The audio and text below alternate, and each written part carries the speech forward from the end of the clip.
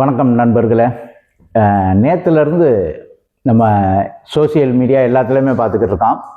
G K. Shankar அவங்க இந்த கணபதிபாளையம் பஞ்சாயத்தில் பிரசிடண்ட்டுக்கு நிற்கிறதுக்காக 1 கோடியிலிருந்து 2 கோடி ஆகும் அப்படிங்கிற மாதிரி அவர் சொன்ன மாதிரி நம்ம அந்த ஆடியோக்கள் மூலமாக கேட்டுக்கிட்டு இருக்கோம். எல்லா சேனல்லே கூட போயிருக்கு, சோசியல் மீடியாலையும் போயிருக்கு. குறிப்பாக நம்ம முக்கியமாக பார்க்க வேண்டிய விஷயம் என்ன பண்ணாக்க, உள்ளாட்சி தேர்தல் எப்போ வருதுன்னே தெரியாது. ஏப்ரலில் வருங்கிறாங்க, மார்ச்சில் வருங்கிறாங்க, அது கன்ஃபார்மாங்கிறது தெரியாது. 1. 2வது, ஜி.கே. சங்கர் அப்படிங்கிறவர் யார் அப்படின்னு நம்ம மெயினாக பார்க்கணும். என்னன்னா, நேற்று தாவேகால இணைஞ்சு இன்னைக்கு பதவி வாங்கினவர் கிடையாது.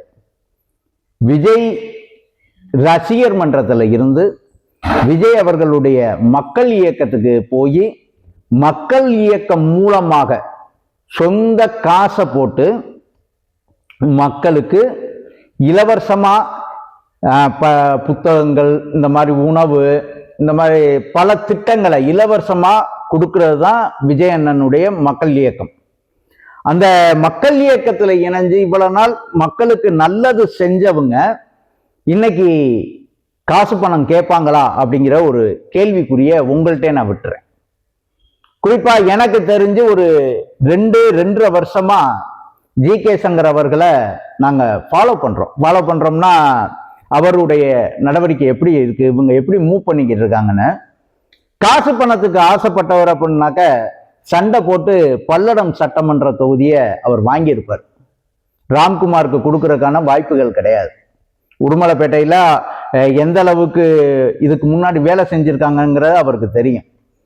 பல்லட சட்டமன்ற தொகுதியில ஜி.கே. சங்கர் அவர்கள் பல்லடமா இருக்கட்டும், அவினாசியா இருக்கட்டும், தங்களுடைய வேலைகளை மக்கள் இயக்கத்திலையும் பண்ணாங்க. அது போக கட்சி ஆரம்பிச்சதுக்கு அப்புறம் தாவேகாவா அதிகமான வேலை செஞ்சு மக்கள்கிட்ட கொண்டு போய் நிறுத்தியிருக்காங்க. இது நிதர்சனமான உண்மை.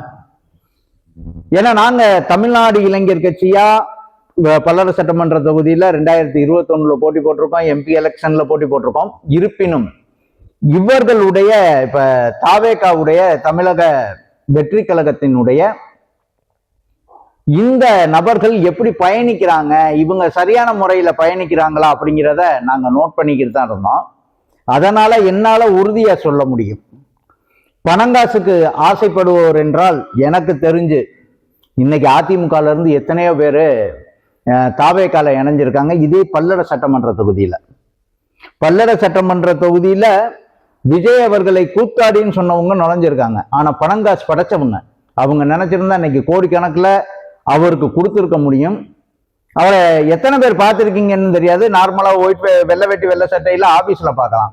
நார்மலா ரோட்ல பாத்தீங்கன்னா ஒரு சராசரி மனிதன் நம்ம எப்படி நார்மலா ஒரு டவுசர் சட்டையோட ஒரு கைலியோட வெளியில இருக்குமோ அந்த மாதிரி மக்களா இருக்கிறவர்.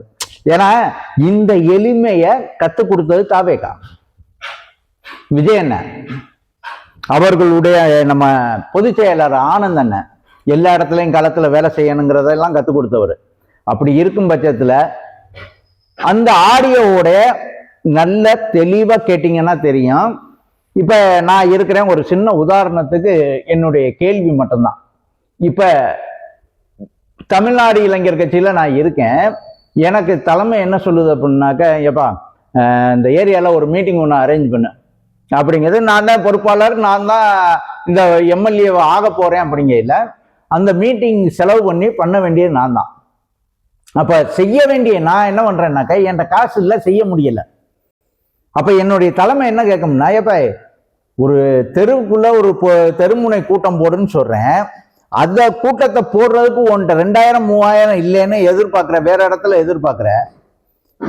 நாளைக்கு பஞ்சாயத்து எலெக்ஷன்ல சீட்டு கேட்கறிய, பஞ்சாயத்து எலெக்ஷன்ல சீட்டு கொடுத்தா இன்னைக்கு பல கட்சிகள் பெரும் தலைகள் இருக்கு, பல தோட்டம் இந்த மாதிரி வச்சிருக்கவங்க பல கோடிக்கு அதிபதிகள் அந்த இடத்துல போட்டி போடுவாங்க. 1 கோடி 2 கோடியாவது ஒன்னால செலவு பண்ண முடியுமா? இங்க 5 கோடி 10 கோடி செலவு பண்றதுக்கெல்லாம் ஆள் இருக்கேன்றதான் அவர் கேட்ட வார்த்தை. நல்லா அந்த ஆடியோவில் கேட்டா தெரியும். இன்னைக்கு நீ செலவு பண்ண முடியாட்டினா நாளைக்கு 1 கோடி 2 கோடி ரூபாய் செலவாகும். அதாவது செலவாகும்னா கேட்பேன்னாக்கா அந்த செலவு பண்றதுக்கு தான் அவர் சொல்றாரு. அதை இது பண்ணி அதை மாற்றி, இது எப்படி சொல்றதுன்னா, எப்பொழுது வீழ்வான் என்று எதிர்பார்த்துக்கிட்டு உட்கார்ந்துருக்கிற மாதிரி ஏதாவது ஒன்று கிடைக்குமா, ஏதாவது ஒன்று பொருளியை கிளப்பலாமா அப்படிங்கிறது தான். ஏன்னா தொண்டர்களுக்கு தெரியும், அவருக்கு கீழே பணியாற்றக்கூடிய நண்பர்களுக்கு தெரியும், இது வரைக்கும் அவர் யாருக்கிட்டயா கேட்டிருக்காரா, பதவி போடுறதுக்கு பணம் கேட்டிருக்காரா அப்படிங்கிறத அந்த பதவியில் உள்ளவங்களுக்கு தெரியும்ல. இது முழுக்க முழுக்க பொய்யான தகவல் அப்படிங்கிறத இந்த இடத்துல பதிவு பண்ணிக்கிறேன். மேற்கொண்டு இதை புரளியை கிளப்புறவங்களை இனிமே நம்ப வேணாம். உண்மையா இருக்கும் பட்சத்தில் தலைமை முடிவெடுக்கும், சும்மாலாம் கிடையாது. தாவேகா மற்ற கட்சி மாதிரிலாம் அதை விஜயனை வந்து சாதாரணமாலாம் விட மாட்டாங்க. எது நடந்தாலும் மேலே முறைப்படி நடவடிக்கை எடுப்பாங்க அப்படிங்கிற நம்பிக்கை இருக்கு. அதனால புரளிகளை நம்ப வேணாம், அவங்கவுங்க வேலைகளை சரியாக பார்ப்போம். உள்ளாட்சி தேர்தல் வரும்பொழுது பார்த்துக்கலாம். நன்றி.